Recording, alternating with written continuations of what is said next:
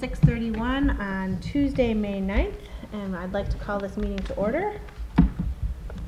First up on our agenda is the consent agenda. First is minutes from April 25th, 2023. Any questions or comments, adjustments, anything? If not, I'll take the motion. I'll make the motion to approve the minutes from April 25th, 2023. Second? Second. All those in favor? Aye. Next is warrant 66 and 68.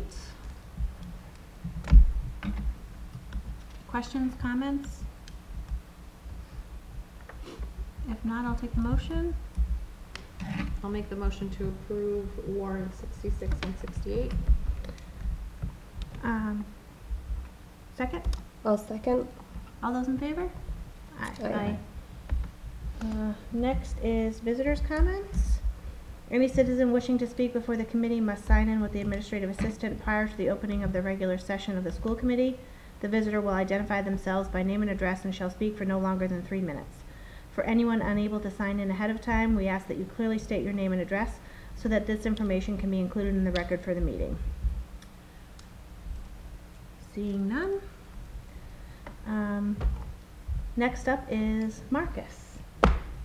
Your last meeting. Yes. I have a little something for you here.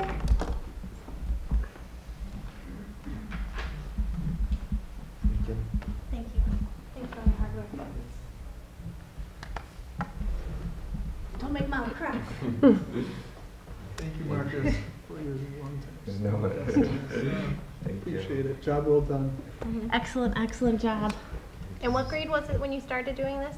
Freshman year. Freshman. All And that's 4 when you years started like into it. coming, right? Yeah, Yeah. like the Yeah. whole school. I know. Thank you so much. You've been, Appreciate it. Thank you. Thank you. Thank you. we're gonna miss you. Don't worry, things will do just fine. Put my whole trust into her. All right.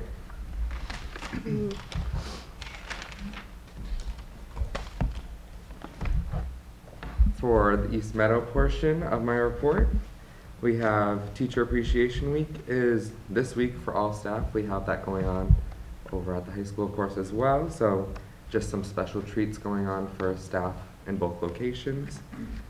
Jumping to the high school real quick. The high school student council is sponsoring like donuts, fruit, box of Joe on Friday morning for the teachers. Oh, nice. There will be assemblies for grades 1 through 6 from MARC, which is the Massachusetts Aggression Reduction Center, for cyberbullying, aggression, racial bullying. On the 19th and the 26th, there will be field days for the East Meadow students. The kitchen is planning on making a picnic buffet for them. On June 2nd, there's a tentative PBIS final event in conjunction with the Granby Police and Fire Department. On May 9th, there will be a Safe Routes to School is coming to make observations of our pickup and drop off to make improvements and suggestions. So that was today? Yeah, that is today. This morning. June 9th, there's a group of students and staff going over to South Hadley High School for the Special Olympics from over here. And the math and science MCAS is in full swing over here as well. And for the high school, we had prom on April 29th, which went very well. Decisions Day for colleges was May 1st. Seniors are at 14 days left. The last day is May 26th, and the class trip is May 21st into the 22nd to Oaks Bluff and Martha's Vineyard. AP exams took place over the last 2 weeks, and I believe concluded yesterday was the last two. Arts Night was last Thursday, had a pretty great turnout, and a special shout out to Paul Lucchese and Casey Funk for leading the band and putting on a performance for Arts Night. Staff Appreciation Week again over there. We had the sports banquet this last Sunday that just passed. Senior night for boys volleyball was last night, and the rest of senior nights will continue throughout the month.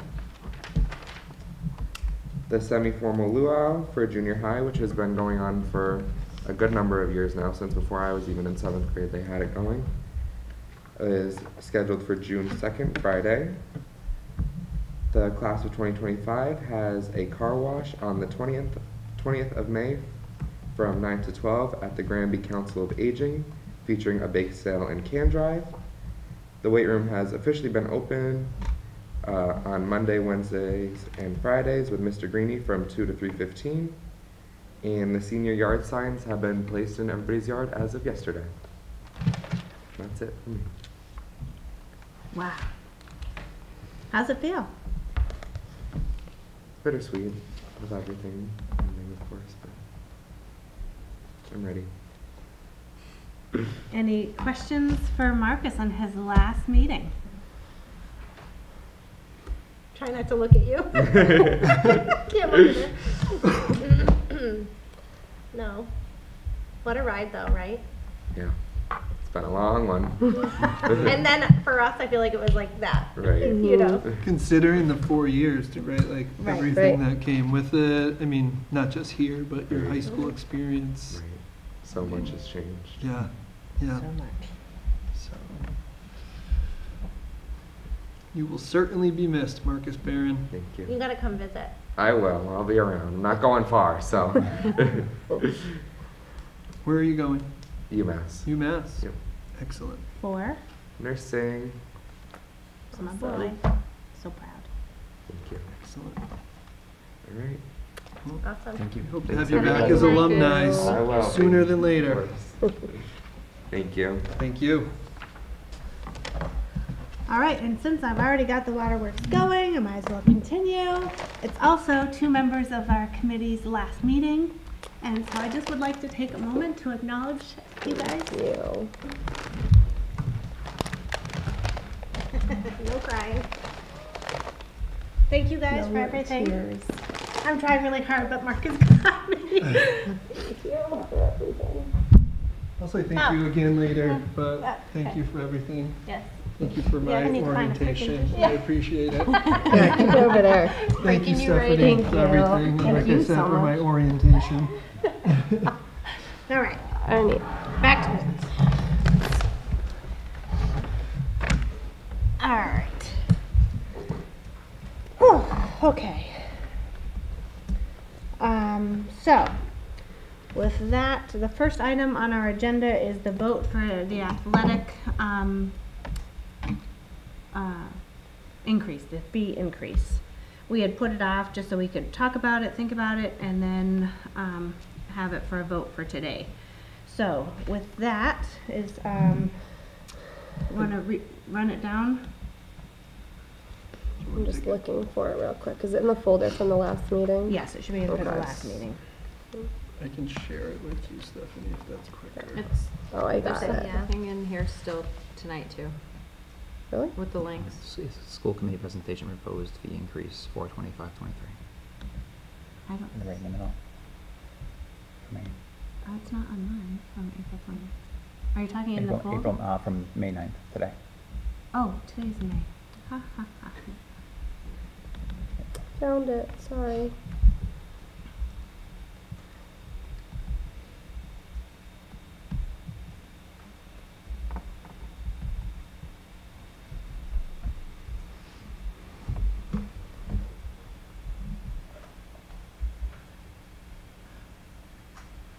Any questions or comments or anything on this before we vote? So to recap, it's 150 to 2. Going to 200. A flat fee for all sports, the same fee, unless it's a co-op, and the Granby students will be responsible for the 200. If the host district has a fee that's above ours, they'd be responsible for the difference above our 200. And to reiterate from last week too, it was discussed about students that could not afford that. We already have graduated discounts in place for for families that have multiple athletes in a season, and then we use the free and reduced lunch formula, those that are designated through that formula, as a way to waive fees if necessary. And I think we've shown a willingness to have a conversation with families when there's special or extenuating circumstances. We've tried to be open to that discussion and work with those families as well. It's a little less black and white, but we know that things come up.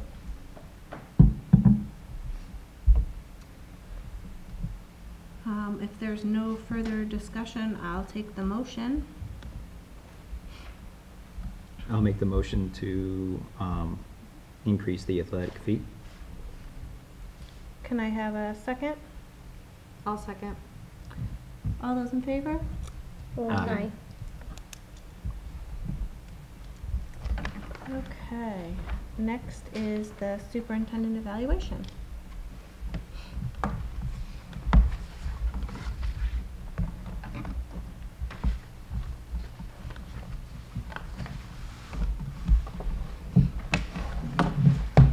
So there should be a copy in your folders.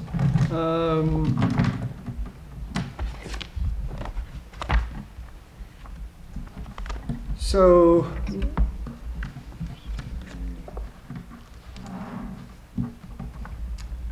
sure I have the right one.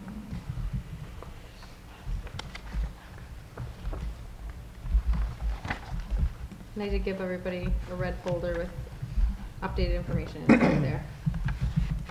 Quality's not great in the copier, so I was fighting with it. Forgive me.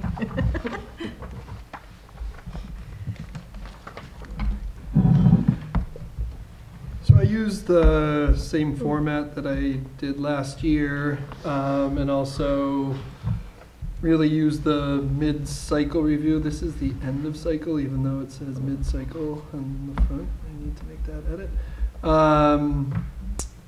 And updated it since, I think it was February when I presented on it. So again, the second slide is in relation to my goals. Some of those goals are 2 years. I think speaking to the first one, really identifying our strategic priorities. We do have a draft strategic plan that has been developed. The leadership team has worked on it over the course of this school year and are prepared to send it out for feedback. It went to the school committee last Friday in the update, so along with a feedback form. So our other stakeholders will also receive that in terms of providing feedback on things that they like to see in the plan or things that are missing and would like to see in the plan. So that is in process, and I'll talk a little bit about that when I get to the evidence. Establishing data systems, I think this is certainly an ongoing process. I think we've gotten to a place where we're collecting more data, and now it's about how we're using that data, how we're supporting teachers and staff in ways that the data can be used to improve student outcomes. We've had some work around district data team that I think that's an area that still requires some additional work.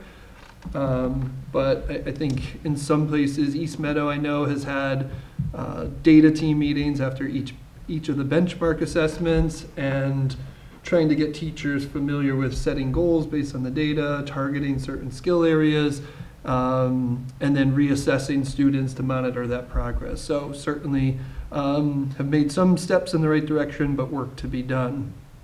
Goal 3 was around establishing an improved relationship with the town and working collaboratively to begin identifying plans to address the facility needs at the junior senior high school. I think we have been clear about what those needs are. I don't know that we've so much made progress in working collaboratively, but we've once again got approval both from this committee and the select board to submit a statement of interest to MSBA for next year, which, if nothing else, keeps that conversation alive, which I think is important. I do think there's work clearly that needs to be done in this area. Todd will speak about it a little bit later, but the Finance Committee did approve some transfer requests for unanticipated costs last week for the schools, and a number of them were related to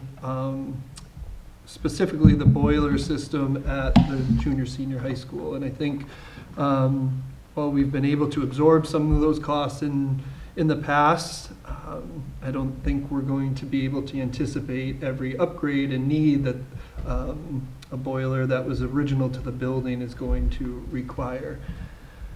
Student learning goal.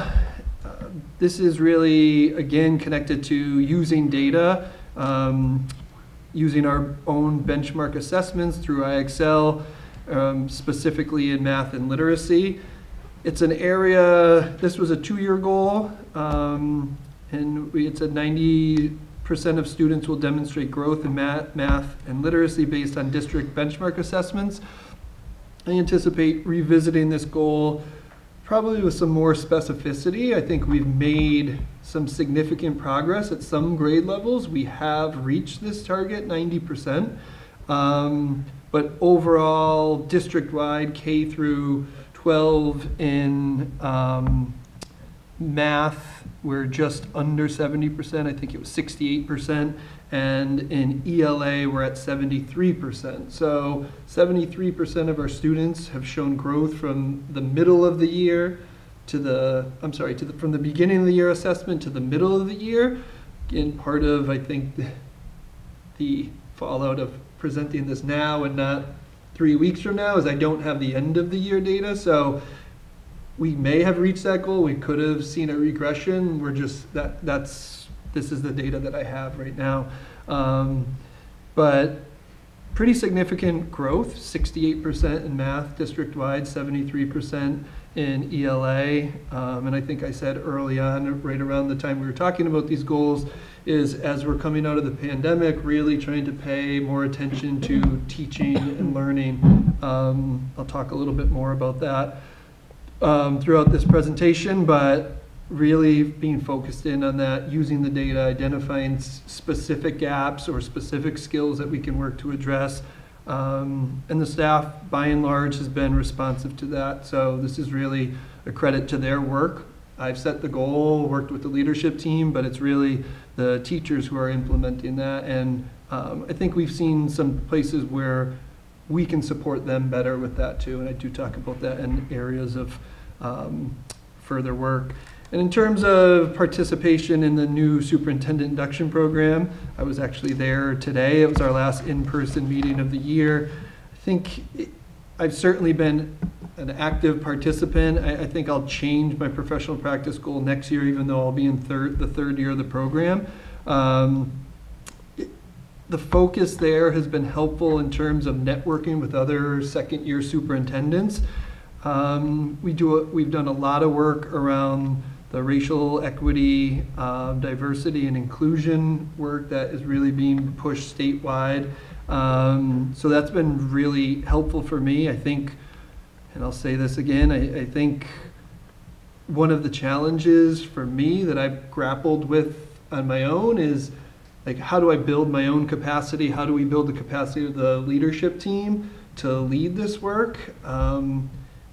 And to be quite frank, what does leading this work look like as a white male superintendent in a predominantly white district? And I think those are some of the things that I've grappled with on my own, right? And there's no specific answer to that. I think it's just trying to understand people's perspectives and how actions, words impact others, and how we can educate people, how we can respond respectfully, all those things. And you know, unfortunately, we've had a couple incidents, and I'll talk a little bit more about that as we get into evidence as well. Any questions around the goals before I? So the district priorities, we set those at the beginning of the year. I think another thing, as I'm doing this work, reflecting with the leadership team about the progress we've made, looking back, sometimes, right, when you're in it, you're not recognizing the progress we've made. But I also think these are pretty broad, and some of that is intentional, but I think moving forward next year, you'll start to see some more specificity around that based on what we're putting in the district strategic plan. And then in school improvement plans, how do we get even more specific? How can we target certain things at each school that we anticipate would have a positive impact on student outcomes and culture? Focus indicators. So I did list, again, areas in need of improvement or further exploration. And some of these things, I'll be honest, you see both in areas in need of improvement and successes, because I think in some places it could be both. Like the district strategic plan, we're just getting feedback from the community right now. We're just kind of taking some of those initial steps. So like, what does that feedback look like? How do we implement that? And then how do we outline our process to implement that plan beginning next fall? So that's some of the work that we're digging into, we've been digging into. But families will have an opportunity to give some of that feedback as well. I think the second one is something that goes beyond just the DIP and SIP, or district and school improvement plans. Beyond those, personally, I feel and we as a district need to do a better job of progress monitoring. So when we're moving forward with an initiative or we set a goal, what are our checkpoints? What progress have we made? What areas might we fallen behind? And really trying to be more recursive to that. And I think part of that is in meetings like this, filling you all in and keeping you updated about the progress that we make in those areas. I mentioned district data team earlier. Racial equity, diversity, and inclusion. I think you all received it from me twice, the letter that I sent last week. I know that this is an area that people would prefer to avoid at times, but like, we're not alone in Granby, but we have issues that need to be addressed, and there's work that needs to be done in the space. And I think if we don't call it out, then we don't get to a place where we can be better for it. And I think, and this is no individual or group or anything like that, but I think, and this isn't just specific to Granby, I think there's been a mentality in the past where like, oh, I hope nobody finds out about this, and like, it will pass, and you deal with it internally, right? Like, deal with it inside your house, address it, like, try to educate. But you know, I think part of what we're trying to do is shift the culture and put things out there and say, this is happening in this community. And even though some of the things we've dealt with are hateful, I don't know that the intention is always hateful. There's some ignorance involved in it, a lack of education, whatever it might be.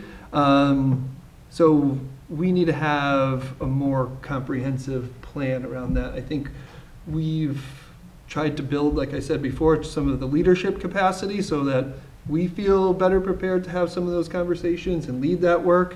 But, and we've sprinkled some seeds, right? I think one of the things that a visible one is around the Dino project. Students really led that charge about saying, how do we have this dinosaur symbolize what we believe in on our campus? And they came up with like something welcoming and inclusive, and right, so that's a step in the right direction. You know, some of the things have happened organically, but I think we're going to take a look at being more intentional with some of those things.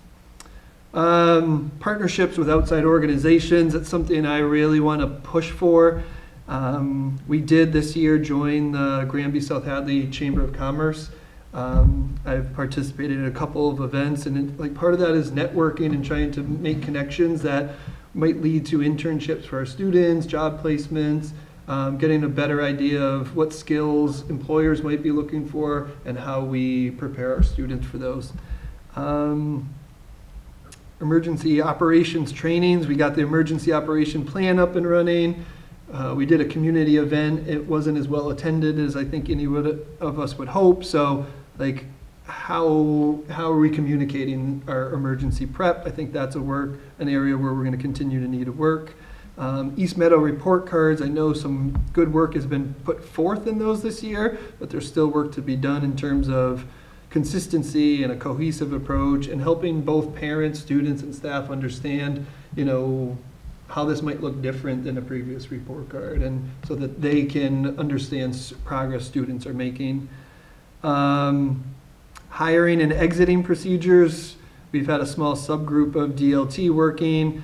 We've put together I think it's at this point a 21-page document around like the processes and procedures we should be following to make sure our hiring practices are aligned with our core values and beliefs, and that we're getting information around exiting as well. And that's been something that we've been missing when staff might be leaving the district, be it retirement, resignation, whatever it might be, trying to get some feedback as to like what may have led to that so that we can take steps to improve in those areas. I'm not going through everyone, but celebrating, showcasing work publicly. I think we've done a pretty good job bringing things here, and want to continue to do that. We've been trying to get East Meadows Student Council to come in as well. Like they got restarted this year, so doing some work around how we're celebrating and showcasing the good work that's happening, not just at school committee, because I think letting people know that they've done a good job is really important. I think sometimes we go to when things aren't right or when it's not good enough. I know my mind always goes there. It's like certain things I feel like, okay, we've done that well. I just almost ignore that and I move on to like what's the next thing that we haven't been doing.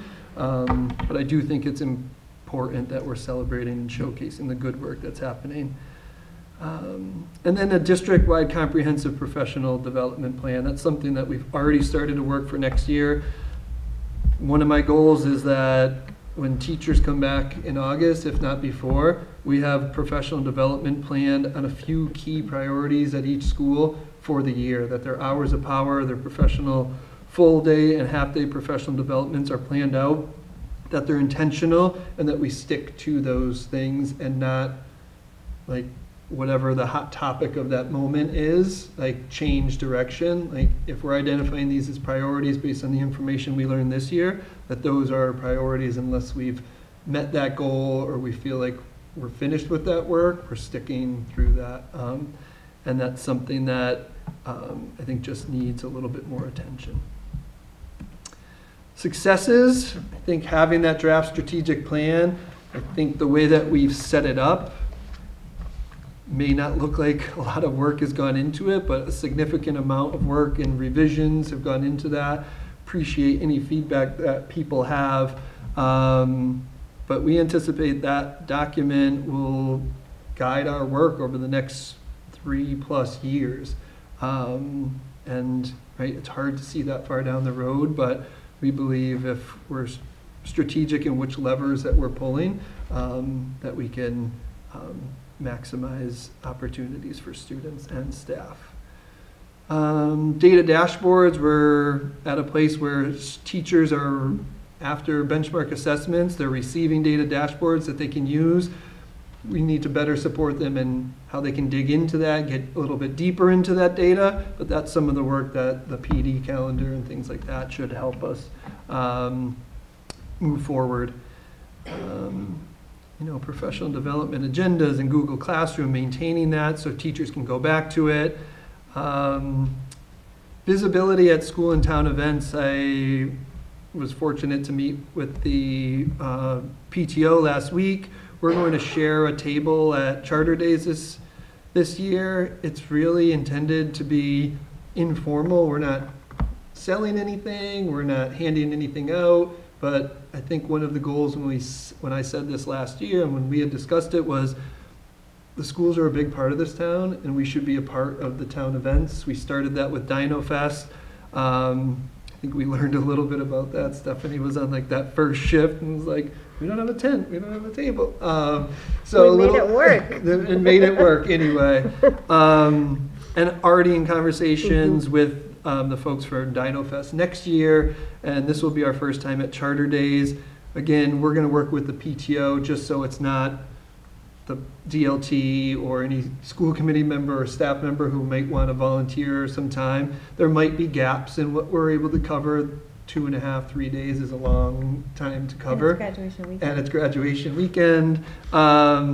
But we still want to make sure that we have something. I do think the PTO is looking for additional volunteers, so we'll use that as an opportunity to support them as well. If anybody's watching this and they're interested, they can reach out to us. It's in both schools' newsletters as well, to if anybody wanted to volunteer for any portion of those Friday evening, Saturday, Sunday. And I think we ended it at like 6 o'clock each night. We figured once it gets dark, the schools can go home. The emergency operation plan, right? Staff and all students have been trained. We did host a community event, but want to make sure that we're communicating that regularly. And then I think we're on the right track with using data to drive our decisions.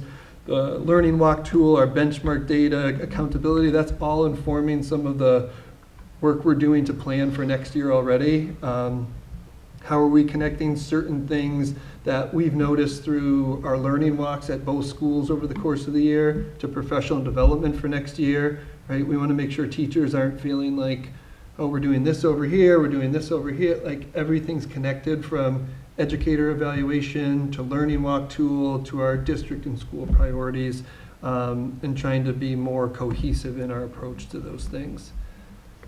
And then the final two things are really just a list of evidence, and not all this evidence is in the folder, but this is a list of some things that we've done or are doing that relate to those areas of the evaluation rubric.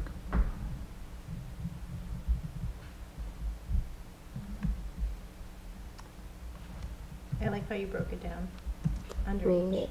yeah, me too. And some of it like is redundant there too. Like some evidence pieces are Right, for yeah. multiple standards. Mhm.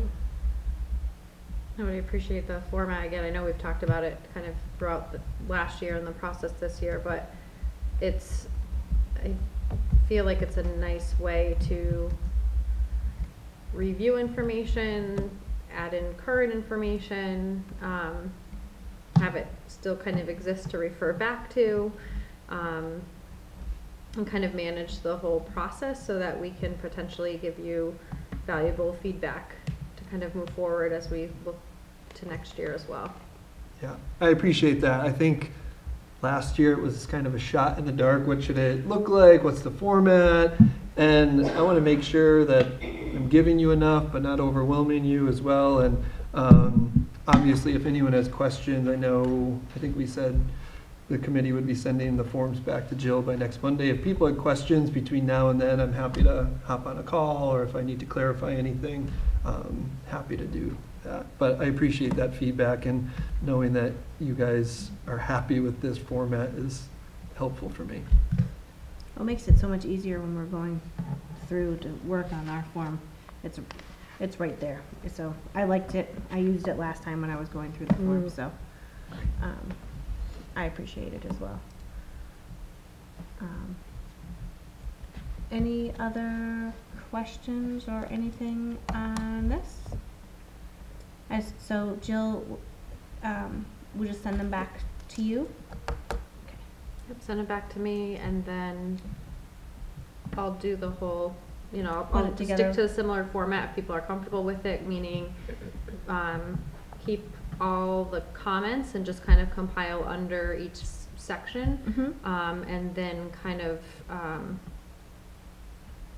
total and average, ratings, so that it comes out to, one checkbox or one or two, depending on how it comes out, so that we're clear on where things are at. And then, I'll send it, I think I sent it last time to Jacqueline when we were done, just so it got into the folder, just for the review at the next meeting. Great. Just in the evidence document folder though, and I'm noticing that there's two documents that, I'm trying to open it now, I'm thinking about it, has a lock symbol on it. Yeah, even I Isn't had to that a- download one of them for some reason. I can't open it. So there's two that we can't, or at least I can't open.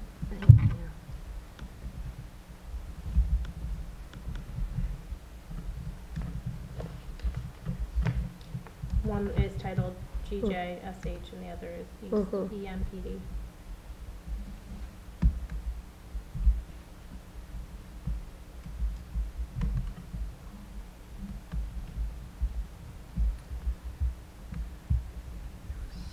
EMPD is at 10/19/22. Yes. And then similarly, the GJSH 10/19/22.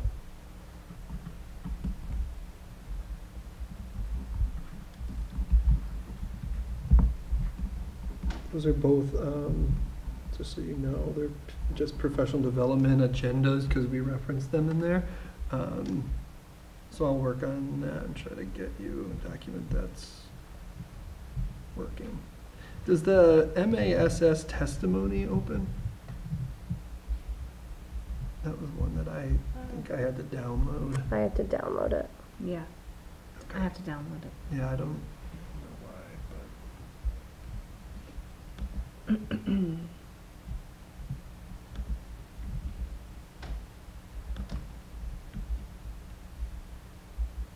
But it's accessible. but, okay. So I'll work on those two, try to get them. Maybe I'll even just share them with you. I mean, when we try to download it too, it's saying it might be, might harm your computer. That MASS testimony. Yeah. It won't harm you. That's interesting because mine doesn't say that. Yours didn't say that? No. Doesn't like it. But All if right, never anything, mind, yes, it again, does. if This- things come up It between did it now. after you clicked it? It did it after I clicked it, sorry. Okay. It might be That's better. dangerous. So it looks like it's trying to open it in like mail. So that might not be working right.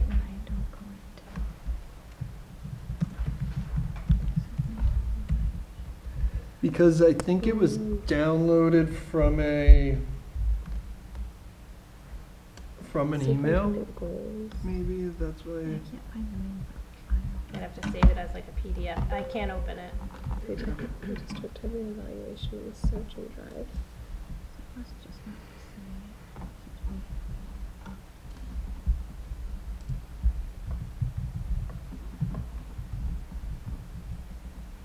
Okay, I'll try to get those back to you in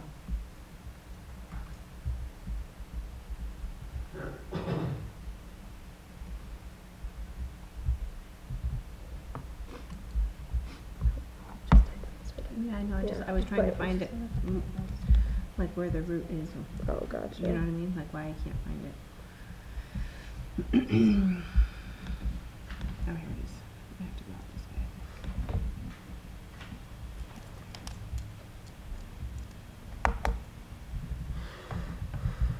Okay.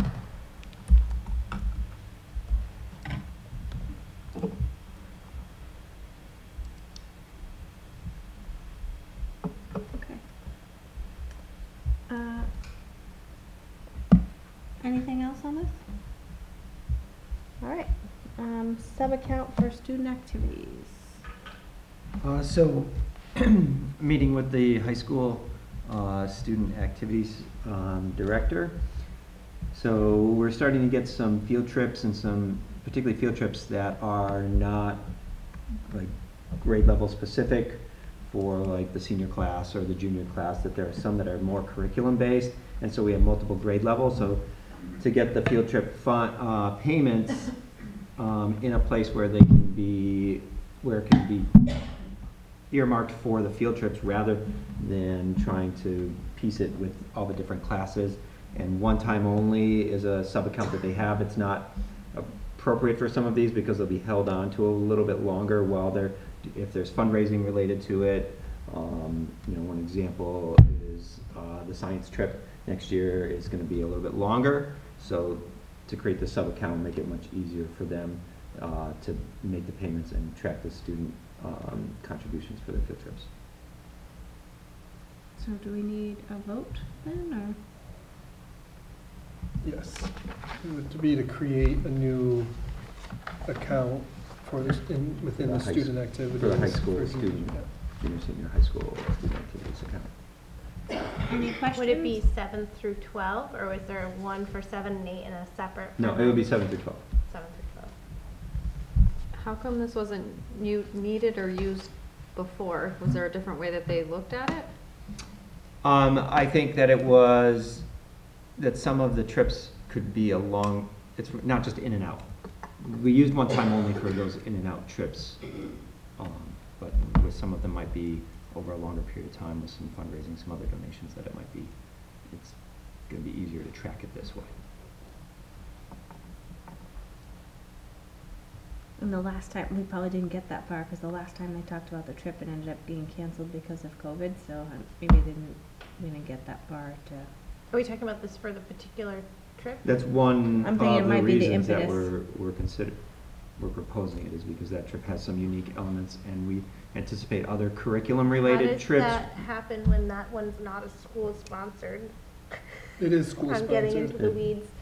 Well, now that apparently it is. It is school sponsored. So If it's the school official. committee approved it, according to our attorney, it is school sponsored.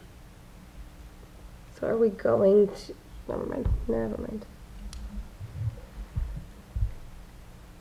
It's just, it's a slippery slope because of the way that information was presented. It says it's not a school-sponsored trip, so we had questions around that the And I last feel like time. we voted on something that we specified repeatedly was not a school-sponsored trip. So if we're now saying that, and I mean, this is my last meeting, but I do feel like we voted on something that's not what it is. And then is there another conversation? Because technically, I think that was a really selling factor of kind of minimizing a lot of additional questions that we had.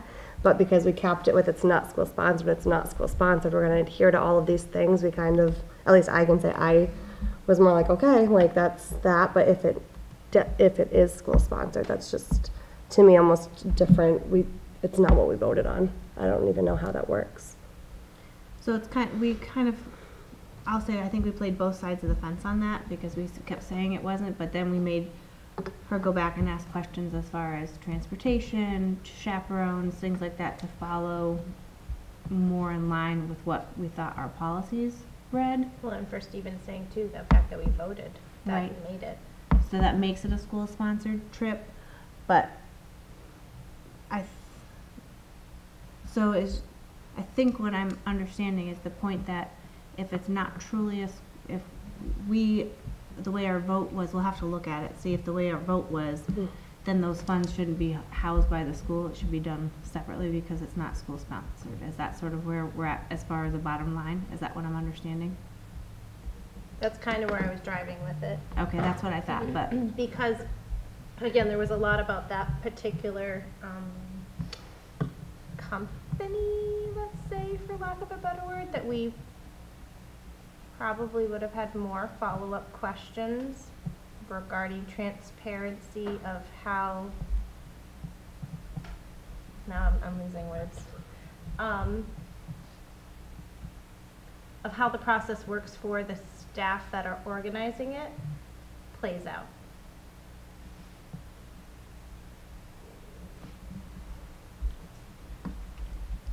so there's two separate things. I do think I can see the value for a sub-account to make field trip fundraising more Cross-grade appropriately accounted for. I thought of, before, one of the other groups I thought is, if our music and our band program grows, and there are band trips that often, that they may take, that's another that is all of our grades, all 6 of our grades participate in, again, as a way to do those more curriculum-based trips versus, class trips that might be for, 7th grade, 8th grade, senior class, whatever it might be. Would we want the funding like that all lumped into one account though, if they're doing separate fundraising, or then you just keep track of the books of who raised what? Right, so then, and that was one of the recommendations that I talked about with Mrs. Buys was, whoever, if it's band, whoever's organizing that trip has their spreadsheet of their students, how much they paid in, and we would know what was earmarked for the band trip versus another department's trip. It's similar in the way that the senior class does it for dues, or any of the classes do it for dues. They log it in, but all of that money goes into one general account. But if you're not, you haven't paid up your dues, then you may not get your cap and gown until you're settled up, sort of a thing. So Okay. I think that's the way I'm understanding Yeah. that the account Yeah. would work. They would make the deposit into that account, but they would have to do their own accounting to justify that balance. Right. Okay. And so it's similar to what I'm doing with Dylan around athletic revolving. The donations and fundraising made by different teams, it all ends up in athletic revolving, but if the cross-country team does a fundraiser, we need to know that they've set money aside. And so Dylan and I have a spreadsheet to track all the different teams and any donations or fundraisers that they've received. But it all still is housed in that same account. So all of these would be housed in that same sub-account. So you would say that there's a need beyond this singular trip? Yes, definitely. I think I'm the one that brought the trip into it as an example. So It still fits. it still fits, but, so It was there's two part of what initiated the conversation, but That- I did view it beyond just this one trip. So there's two separate issues at hand, so I think regardless of feelings that we may have around that particular trip using this account, I think that the vote on the table is to create the account. What is currently being used? It's, Like right a now, it's been separate- in the one time only is more where it's been directed, so.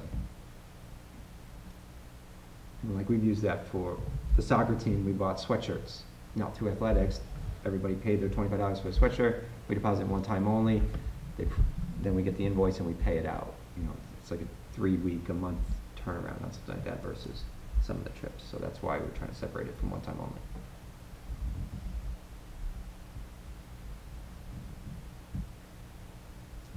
So, I think we can take the motion to create the account, but it seems that there's some additional discussion on how that science trip would be able to use that account, because it creates different questions, like, if you pull the thread on it, how that's being viewed. So I think there's some work that we need to do around that, and perhaps an offline discussion, and look at how the motion was, what we said, revisit that conversation, and just looks to make sure that we're not, despite the fact that we voted to approve it because it was an out-of-state trip, we have to cover ourselves that way for an out-of-state trip.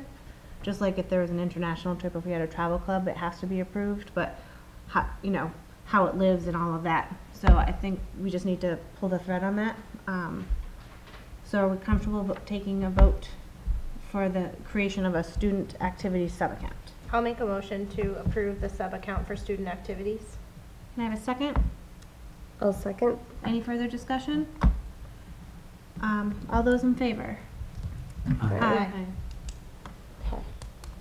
So can we put that on the agenda for next time? It's certainly some things we just need to straighten out to make sure that we're not contradicting ourselves.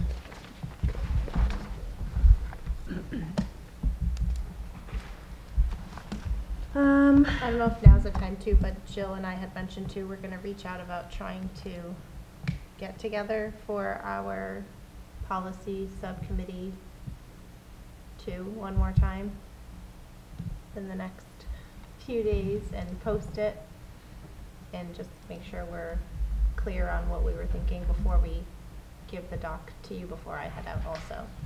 Okay. For those three, IJOA and Yes. JJH. Yes. So as long as it's done before, technically, I guess your last, what does it say on your card? It's usually the day after the election. You don't carry it around? You're not a card-carrying member? I don't, I think I did get one, yes, in my packet, but I don't believe I put it in my wallet.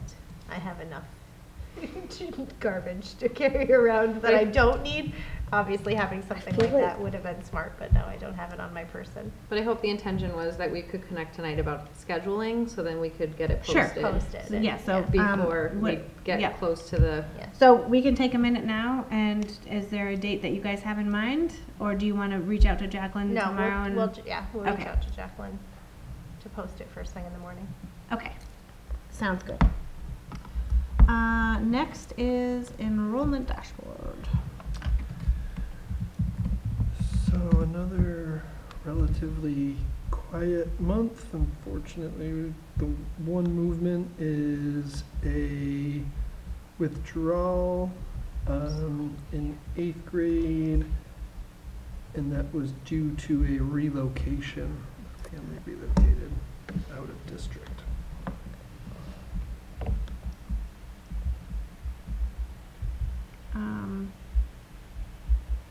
So we had this, because it ties into our school choice discussion. If there's nothing specific to the enrollment dashboard, then we can roll into the, school choice part of this. I don't wanna rush anybody, but I know that that was sort of the main focus of what we were, planning to look at. If that makes sense. Makes sense to me.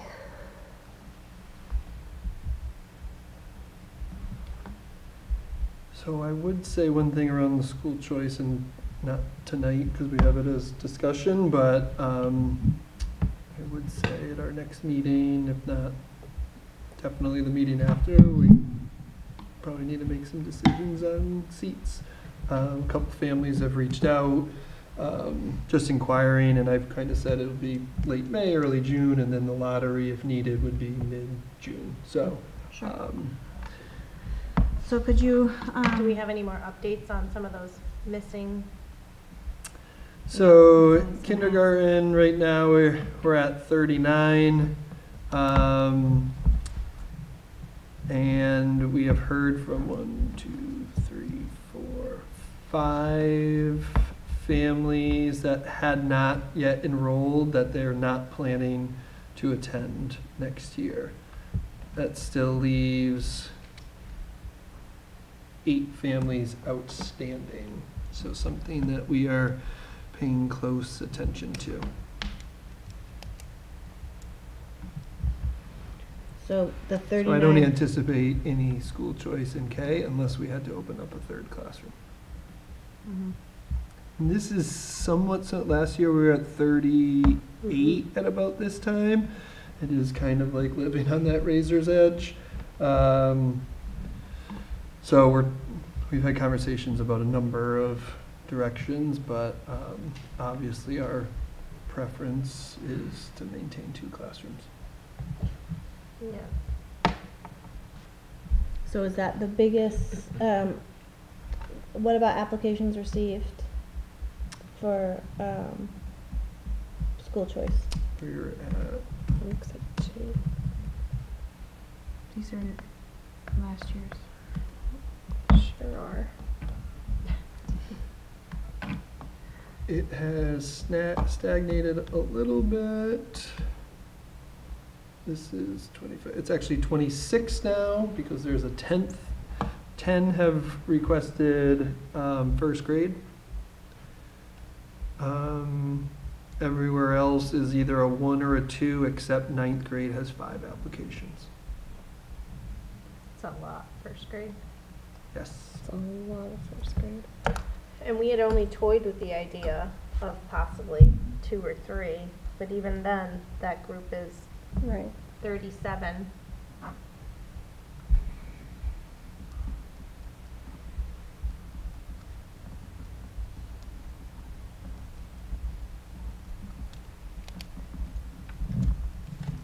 Right? Yeah. Right.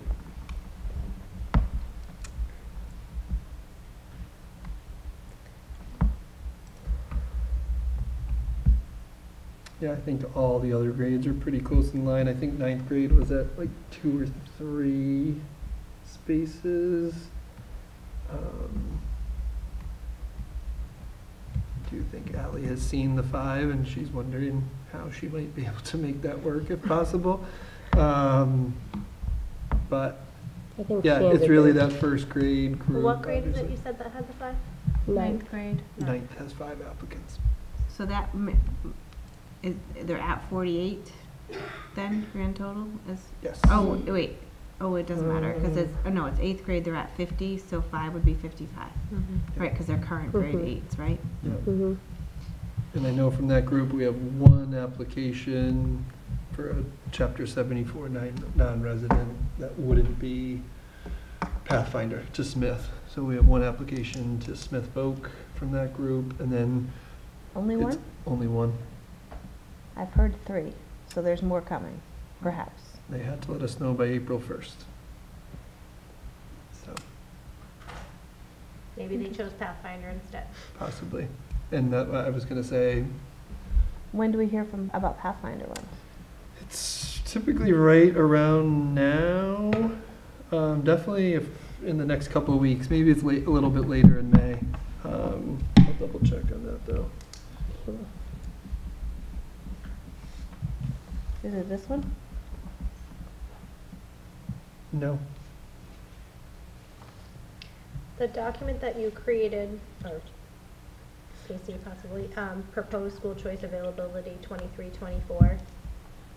Would it be able to add a column that says seats requested, or, you know? Is that really a concern? Like, I guess. I guess don't that's know. my only thing. Like, I wouldn't want to be proposing seats based on applications. Like, it should really be Right. about What we can. do. Like, I understand people would be interested, and I certainly want to, like, take their feelings into account and make sure that we can do whatever we can for the community. But at the same time, like, I don't want to get into a habit of saying we have 5 applications in first grade, so can we really push for 5 spots and then sacrifice someplace else, just because I feel like that's a slippery slope of, like, And I think that's how we've gotten ourselves into trouble in the past. I don't want to say trouble, because I don't want to lay blame at other Right. people's feet, and some of those feet belong to me when it goes back to, yeah. just, That's why I feel like for me personally, like, I don't even want to know Right. where the applications sit. Right.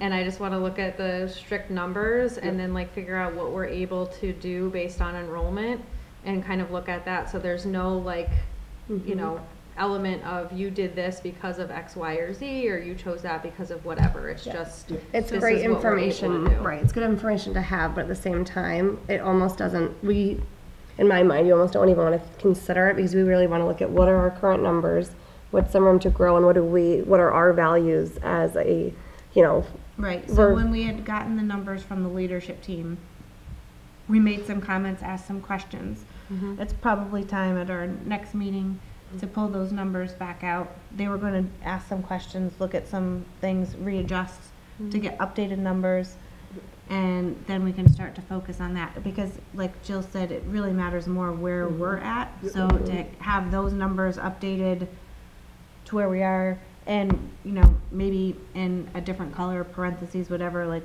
we know that there's an application that's been accepted for one for Smith to as an example, or we've heard from 2 families in 3rd grade that Yes. they're planning on moving, and then, just if we have any of that information, just so we can make adjustments. Because that's current enrollment, or like anticipated, and like, Right, anticipated enrollment what changes what for people what are, we have what it's gonna currently. look like when it starts, end of August 2023.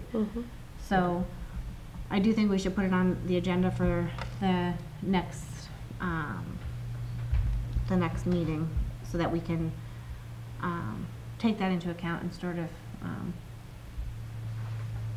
make some progress, so we Yeah, can let people We can know. look into the Pathfinder and Smith, like, Yeah, we'll get that information. so Smith needed to be. By April 1st, is what's required by DESI on the application, and it's posted in our student handbooks. Okay. So they could still apply. It's likely that I would deny it at this time, because our budget is hopefully pretty well set, at least in planning purposes.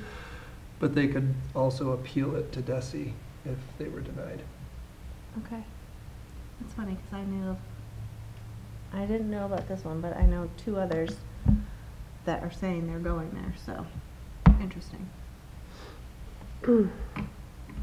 Excellent. All right, if there's nothing else, I think we can move along to the next. On to the next. On to the next, which is transportation. So In your folder, I put two spreadsheets. One that is the joint bid from April 26th of all three districts, and then should be a PDF. And then one that is Granby teased out of it. So there's There's three now. Sorry, One my is- bad. Okay, The two that I see are identical. but I don't, No, George Oh, has, no. if you. I accidentally created the word one. Gotcha. Thanks. okay. Keeping us Which on one our do you want toes. us to go with? I would like you to focus on transportation joint bid, April 26th, 2023.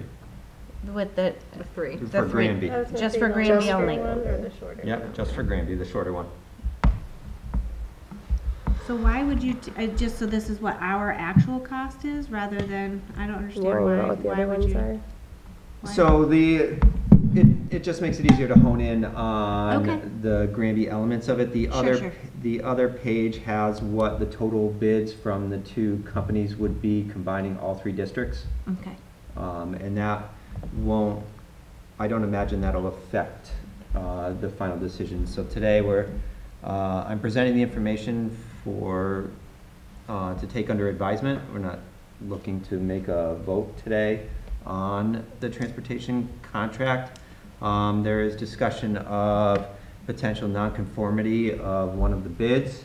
So if you see in the Granby page, there is DACO fuel cost proposed in section 5 proposal. So that's potentially outside of the bid specs, where they have $57.01 of diesel fuel cost per bus per day.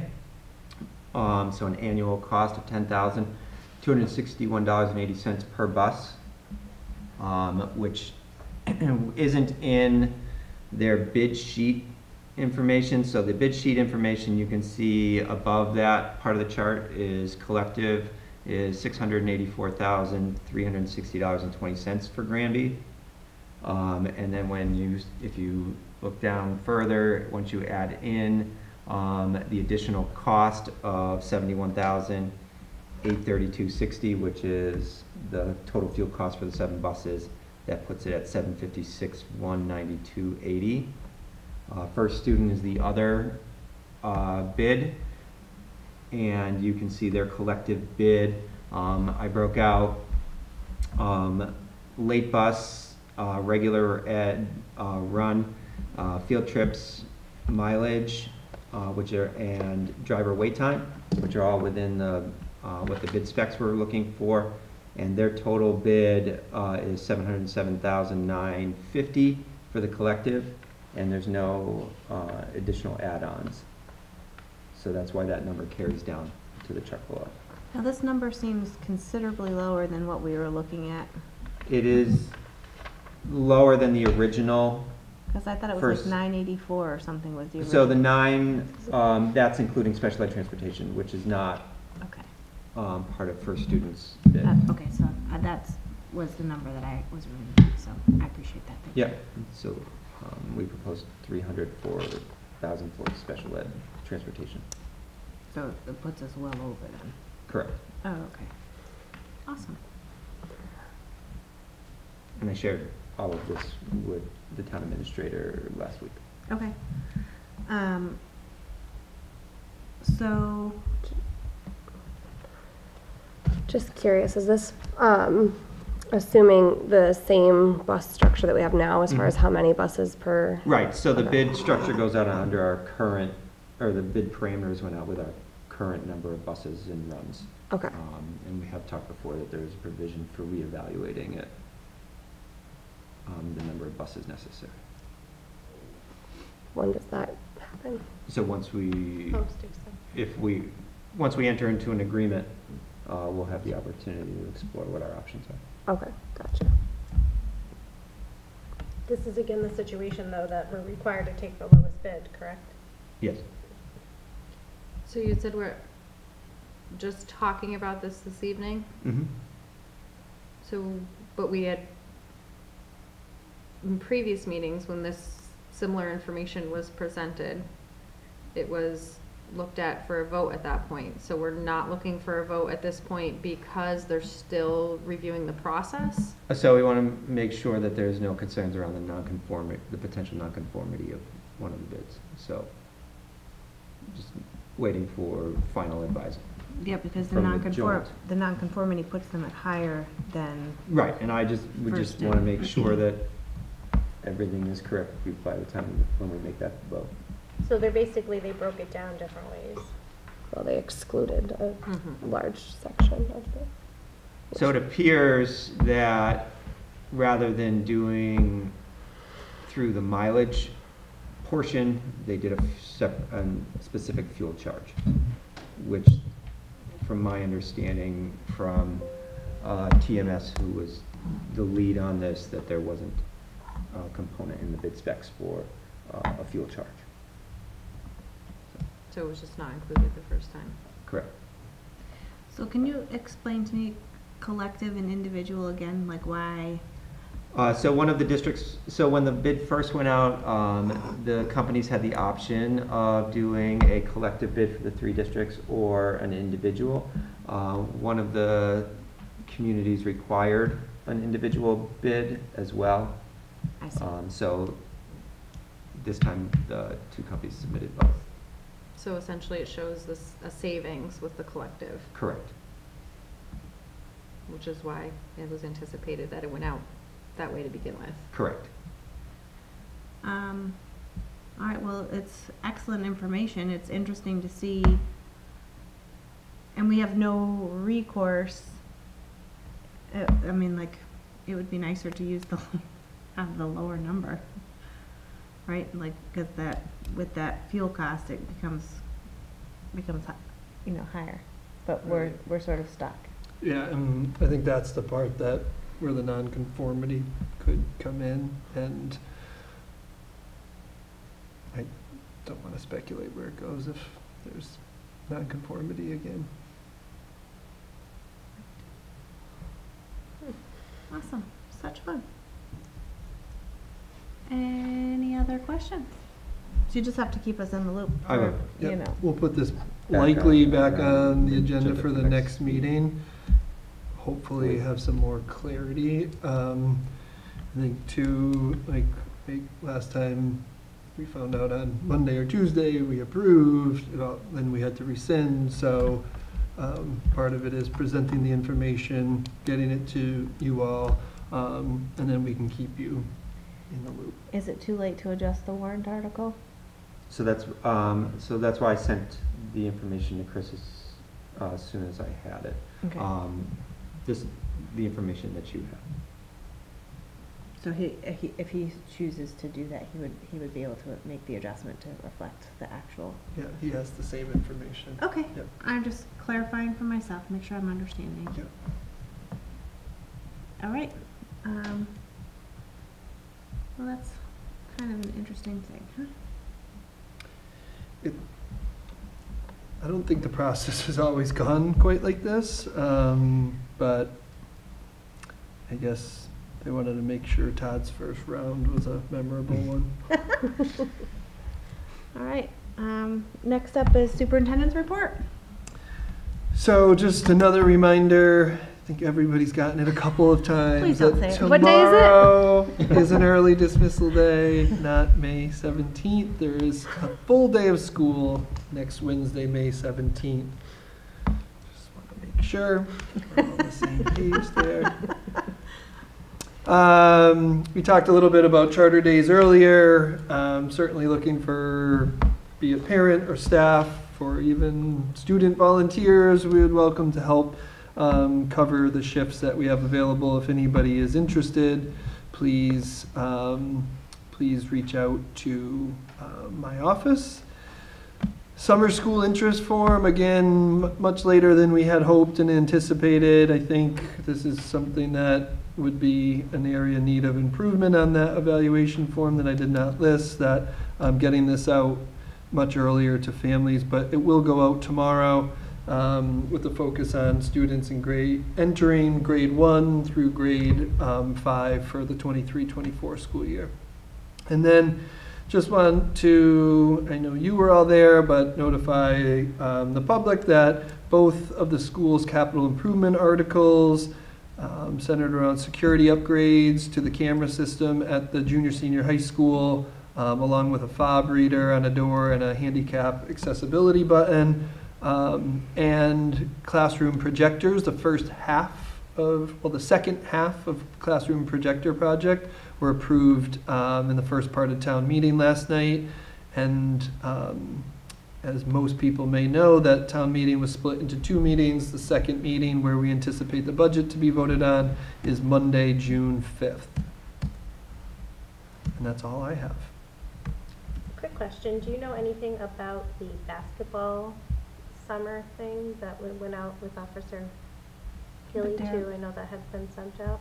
That's the Dare basketball. It's Dare. Yeah, they run it, I think they run it Yeah, here. we It's got in an East email Meadow. about I it. believe it's I the know. week of July 10th. I have it, Meredith's already signed up, it's I believe like, it's the week of July uh, 10th. yeah, I think it's the 10th, because we leave for Mexico before Yes, it's done. I didn't know if, like, we've heard it. I also signed up, but I have not heard anything via email or otherwise. Yeah, So- it's, you can just email Zach. He's Okay. really great about returning Okay. emails and stuff. Very quick. Do you want to mention Step Up Night tomorrow? Oh, thank you. Yes, 6th grade, 6th to 7th grade step-up night is tomorrow, 6 o'clock Mm-hmm. at 6 p.m. Have so much fun.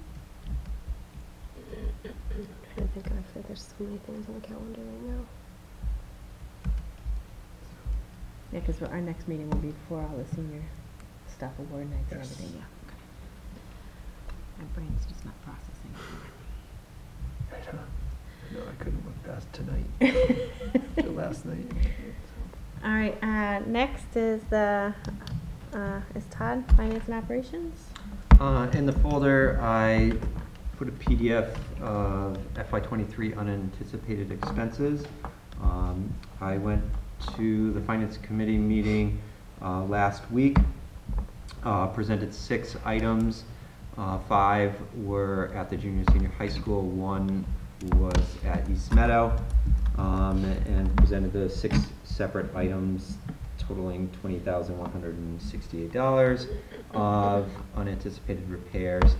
The 2 of the items, the elevator work and then the emergency shutoff switches for the boiler, were a result of inspections of the building and required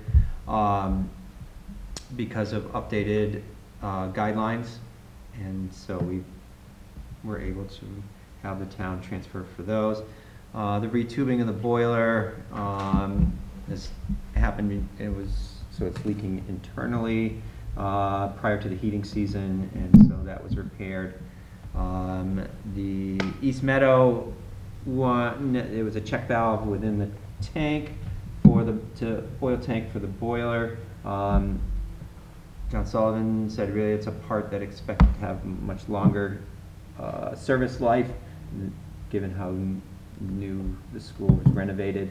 So we were able to get that replaced. Blame it on the lightning strike. Sure. What was the security update at East Meadow?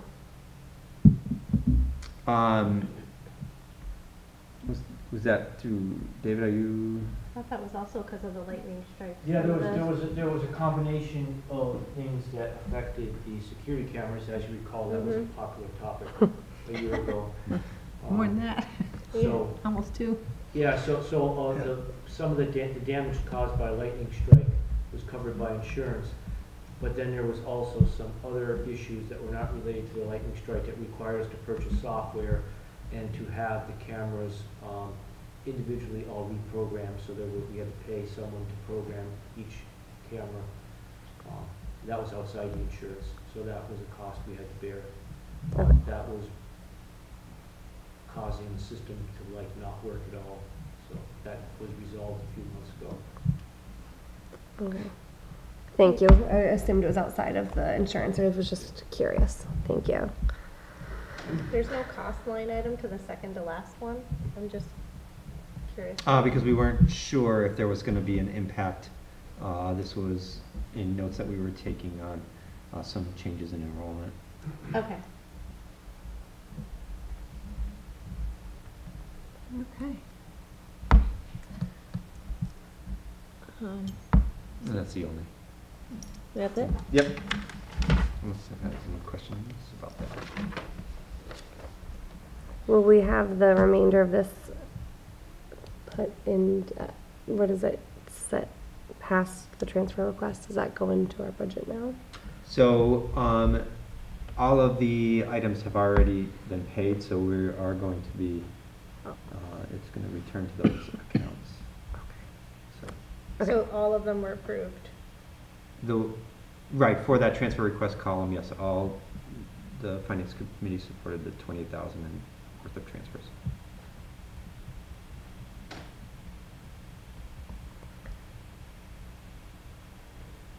Okay. Yeah, great. Anything else? Any other questions? All right, Jill? CS meets May 31st, so next meeting. Okay. Any other calendaring, scheduling for next time? I'm sure Audrey and Stephanie have quite a lot of things they want to add. So many. I'd like to see these meetings go back to 11 o'clock. Would technically be a work group meeting, but I believe we will have a regular meeting because we need to reorganize and see who's here and all of that lovely stuff. Stephanie could be coming back. If people Write her add in. Stephanie Parent, Yes.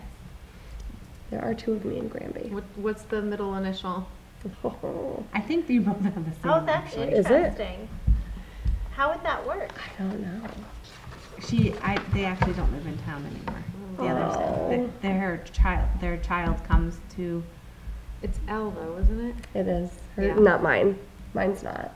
No. Sorry. No, it's you. I thought we were closer than that. Time for another. But anyway, she is not a registered voter in town any longer. I don't believe. There was talk of them moving back. I don't believe. Do you think? Do you know? I think they school choice. Pleading the right? fifth. I think so. P. Don't know off the top of my Yes, head. I remember Alright. now. I think you're right. It's P. I needed a moment to think on the spot. Okay. close. If there's nothing else, Yeah. we'll vote to enter into executive session under Massachusetts General Law, Chapter 30A, Section 21, Part A3, to discuss strategy with regard to collective bargaining, as doing so in an open session may have a detrimental effect on the bargaining position of the committee. The committee will not return to open session. Ms. Pelletier, Hi. Ms. Shudak, Yes. Mr. Locke, Aye. Ms. Parent, Aye. Ms. Barton. Aye. Thanks, everybody.